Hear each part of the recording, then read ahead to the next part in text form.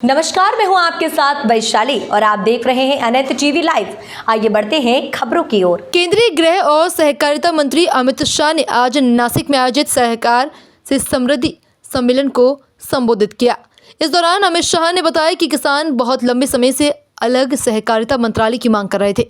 सहकारिता मंत्री ने कहा कि ये प्रधानमंत्री मोदी है जिन्होंने किसानों की मांगें मानकर आज़ादी के 75 साल बाद एक अलग सहकारिता मंत्रालय का गठन किया है। अमित शाह ने सहकारिता को आत्मनिर्भरता की सबसे सुंदर परिभाषा भी बताया है। उन्होंने इस मौके पर शरद पवार पर जमकर निशाना साधा। उन्होंने कहा कि शरद पवार 10 सालों तक केंद्रीय कृषि मंत्री रहे, लेकिन उन्होंने अलग सहकारिता मंत्रालय नहीं बनाया।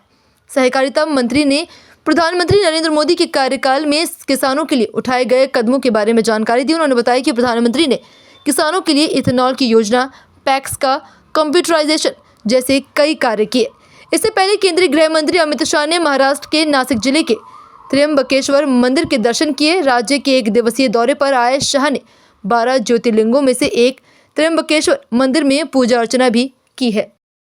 मोदी जी के सामने देश भर के सहकारिता वाले मांग करते थे कि कोऑपरेटिव मंत्रालय बनाया जाए, मगर कोई नहीं सुनता था।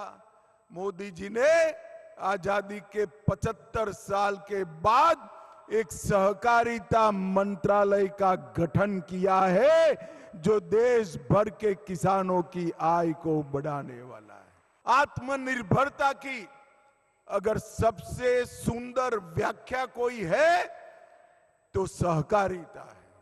सहकारिता के बगैर किसान आत्मनिर्भर नहीं बन सकता, उन्नत नहीं बन सकता और समृद्ध भी नहीं बन सकता।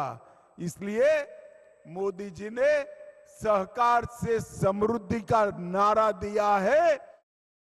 आज नरेंद्र मोदी जी ने सहकारिता मंत्रालय का गठन किया।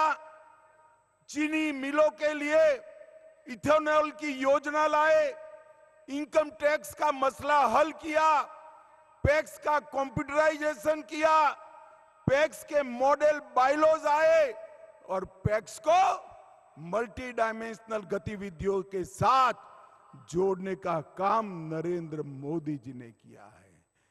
पवार साहब, आप 10 साल तक देश के कृषि मंत्री रहे। उस वक्त ये सहकारिता मंत्रालय आपके अंतर्गत आता था। आप महाराष्ट्र की जनता को जरा हिसाब दीजिए।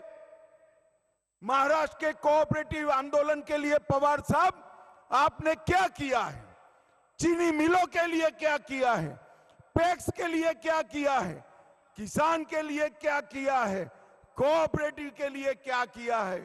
सिर्फ मार्केटिंग बनकर नेता बनना पर्याप्त नहीं है, जमीन पर काम करना पड़ता है पवार साहब। फिलहाल के लिए इस खबर में इतना ही। बने रहे अनंत टीवी लाइव के साथ। नमस्कार।